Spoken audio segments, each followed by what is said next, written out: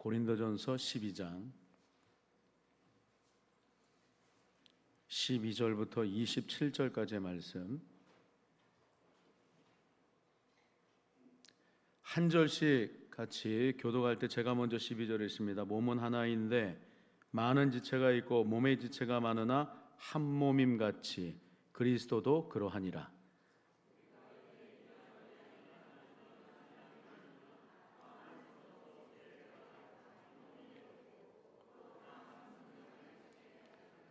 몸은 한 지체뿐만 아니요 여럿이니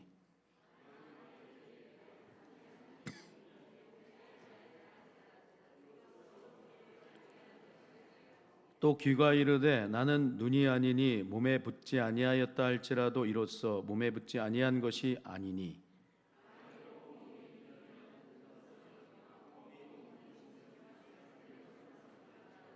그러나 이제 하나님이 그 원하시는 대로 지체를 각각 몸에 두셨으니 이제 지체는 많으나 몸은 하나라.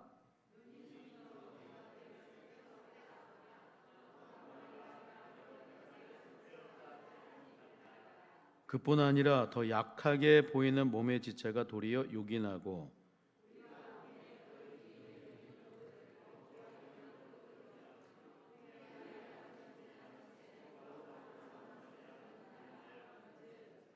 우리의 아름다운 지체는 그럴 필요가 없느니라. 오직 하나님이 몸을 고르게 하여 부족한 지체에게 귀중함을 더하사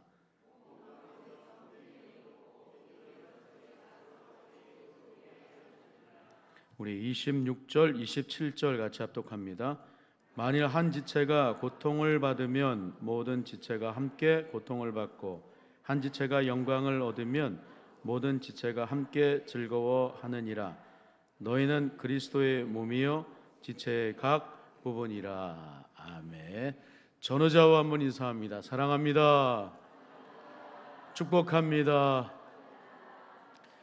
자, 한 번 더 인사할까요? 우리는 한 몸 공동체입니다. 그런데 오늘 2부 순서일 때는 조금 틀려지겠죠?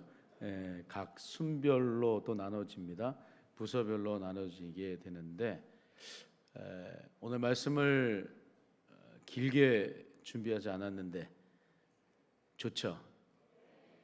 별로 좋지 않아서 오늘 말씀을 좀 길게 해야 될 것 같습니다.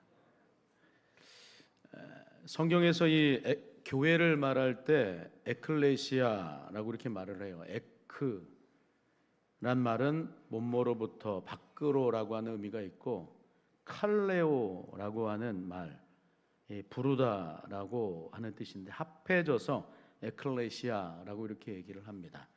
뜻은 세상으로부터 부르신 사람들이란 말인데 택함을 받은 자들의 공동체라는 의미를 가지고 있습니다. 이건 건물보다는 성도들의 모임을 얘기를 합니다. 이처럼 교회는 하나님께 부름을 받은 자들의 모임으로 함께 교제하고 또 함께 은혜를 나누면서 누구를 중심으로 한 모임인가? 마태복음 18장 20절 말씀을 보면 우리가 암송하고 있는 구절인데 우리 김민호 피택장로님 어디 계시나요? 네, 한번 암송해 보실까요? 저 앞에 계시는구나. 네, 제가 좀 눈이 안 좋아서 같이 읽겠습니다. 시작.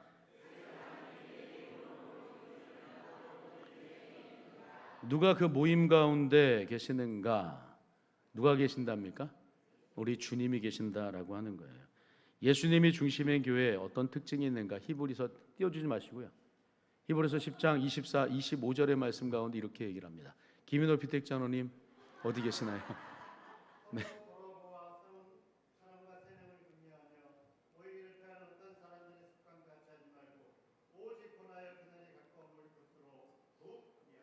예, 아멘. 한번 띄워주시죠. 예, 맞아요. 서로 돌아보아 사랑과 선행을 격려하며 모이기를 피하는 어떤 사람들의 습관과 같이 하지 말고 오직 권하여 그날이 가까움을 볼수록 더욱 그리하자라고 하는 말씀처럼 서로를 사랑하고 격려하면서 예수님께서 오실 날을 고대하는 그 모임을 얘기를 합니다. 이러한 교제가 이루어지는 것, 교회 한 몸 공동체라 얘기합니다. 그런 의 속에서 오늘 본문 보시면 이 바울 사도께서는 교회를 무엇으로 표현하고 있는가? 한 몸이라 이렇게 설명을 합니다. 한 몸이라고 하는 것은 어떤 의미가 있을까? 몸의 모든 요소가 서로 긴밀하게 연결되어 있어서 서로 의존하고 조화롭게 기능을 행하면서 하나로 움직이는 그 상태를 말합니다. 바울은 그런 의미 속에서 한 몸을 교회라 이렇게 얘기를 해요. 오늘 본문 12절 말씀인데 이렇게 얘기를 합니다. 한번 읽어보겠습니다. 시작. 몸은 하나인데 많은 지체가 있고 몸에 지체가 많으나 한 몸임 같이 그리스도도 그러하니라. 한 몸이라고 하는 말, 부분과 부분이 모여진 연합이 아니라 본래 한 몸으로 이루어진 각 부분과 부분들의 연합이라고 하는 거예요. 포커스가 어디에 맞춰져? 부분적으로 나눠졌던 것이 한 몸이 되었다라고 하는 것이 아니라 원래 한 몸이었다는 거예요. 한 몸 통째로 하나 가운데 서로 긴밀하게 연결되어져 있는 모든 이 상태를 말하는 거예요. 그래서 몸이 하나다라고 하는 말, 그리스도 안에 한 몸을 얘기합니다. 13절의 말씀을 보시면 우리가 유대인이나 헬라인이나 종이나 자유인이나 다 한 성령으로 세례를 받아 한 몸이 되었고 또 다 한 성령을 마시게 하셨느니라고 말할 때 한 몸이라고 하는 거 부분 개별적인 게 다 모여서 한 몸이라기보다는 이미 원래 통째로 하나였다라고 하는 것을 얘기를 하는 거예요. 이 말씀은 예전에는 유대인이나 헬라인이나 종이나 자유인으로 따로 생활해 왔지만 이제는 모두가 한 성령으로 세례를 받음으로 유기체적인 한 몸을 구성하게 되었다라고 하는 것을 얘기를 합니다. 유기체적인 한 몸이라고 하는 말을 잘 생각을 해보세요. 부분이 모여서 하나가 된 것이 아니라 본래의 한 몸 안에서 부분과 부분이 이렇게 긴밀하게 연결되어져 있다라고 하는 그런 의미가 있는 거예요. 그런 의미 속에서의 한 몸을 얘기하는 거예요. 그래서 이 한 몸 안에 부분과 부분이 서로 긴밀하게 역할을 감당하고 있는데 그렇기 때문에 만일 그 몸 안에서의 한 부분이 기능을 하지 못하면 몸 전체가 몸살을 앓을 수밖에 없다라고 하는 거예요. 마음에 안 들면 개별적인 부분이었기에 잘라내고 다른 것들이 대체 기능을 하면 된다는 그런 의미가 아니다라고 하는 거예요. 이미 그리스도 안에서 통째로 하나이기 때문에 그 중에 하나가 문제가 생기면 몸 전체가 제 기능을 하지 못하는 것, 그런 의미 속에서의 한 몸이라고 하는 의미가 있는 것입니다. 그래서 두 번째로 한 몸은 서로 분리될 수 있다는 것을 말하지 않습니다. 분리될 수 없는 것을 말하는 거예요. 15절, 16절 말씀 같이 한번 읽어볼게요. 시작. 만일 발이 이르되 나는 손이 아니니 몸에 붙지 아니하였다 할지라도 이로써 몸에 붙지 아니한 것이 아니에요. 16절 또 귀가 이르되 나는 눈이 아니니 몸에 붙지 아니하였다 할지라도 이로써 몸에 붙지 아니한 것이 아니니, 이런 말씀을 해요. 잘 이 말씀을 묵상을 해보면 우리의 몸이 상처가 났다라고 할 때 시간이 지나면 아물 수 있게 되는 것을 상처가 났다라고 하는 이런 얘기를 우리가 종종 합니다. 하지만 손과 발이 붙어 있지 않을 정도로 상처가 났다라고 말하지 않고 손상을 입었다라고 얘기를 해요. 그때는 손상 입었다라고 얘기를 합니다. 손상을 입었다라고 하는 건 완전히 떨어져 나가서 회복하기가 어려운 상태를 말하는데 다시 있지 않는 것을 말하는 거예요. 왜냐하면 떨어져 나갔기 때문입니다. 그러니까 몸에서 팔과 다리 중 하나가 떨어져 나가면 상처받았다라고 말하지 않고 손상 입었다라고 말하는데, 이처럼 한 몸의 지체가 손상되었다라고 하는 것은 시간이 지나도 정상적인 기능을 할 수 없는 것을 말하는 거예요.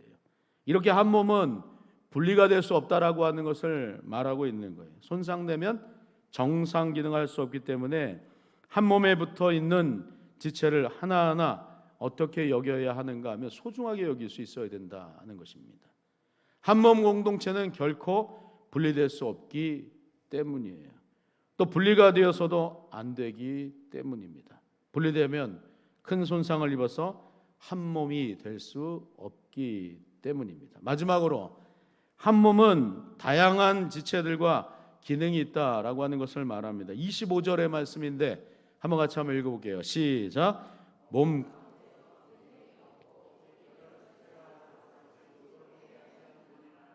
가운데 분쟁이 없다.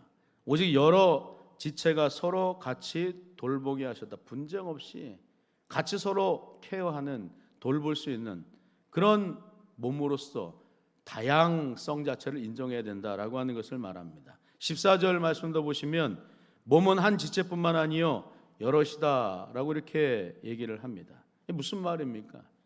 한 몸은 여러 지체들이 있고 그 지체들은 각각 다른 역할, 기능을 한다라고 하는 거예요.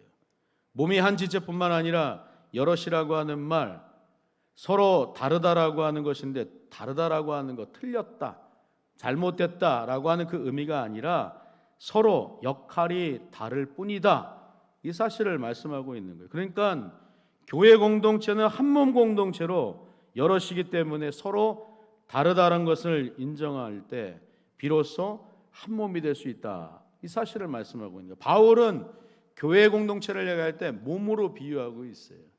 그러니까 팔이 또 다른 팔더러 필요 없다라고 말할 수 없습니다. 팔이 다리더러 필요 없다 이렇게 말할 수 없다라고 하는 거, 없으면 불편하게 되는 거예요. 그러니까 우리 교회는 한 몸 공동체인 줄로 믿습니다. 서로 다르다라고 하는 것을 인정하면서 서로를 같이 케어해 나가는, 돌보고 아껴주고 사랑할 수 있는 그런 모습으로 우리가 삶을 살 수 있어야 하는 줄로 믿습니다. 오늘 우리가 2부 순서로 이제 서로 설 맞이 이제 민속놀이 이제 대회를 하게 되는데 한번 잘 보려고 해요. 어떤 팀은 그런다 그러더라고요. 자, 우리 팀이 이제 유초등부니까 유초등부하고 맞서는 그 팀이 어딘지 잘 모르겠어요. 남자 오순인가요? 남자 오순들이요, 이기기를 다투지 마십시오. 연약한 지체를 돌봐야 됩니다.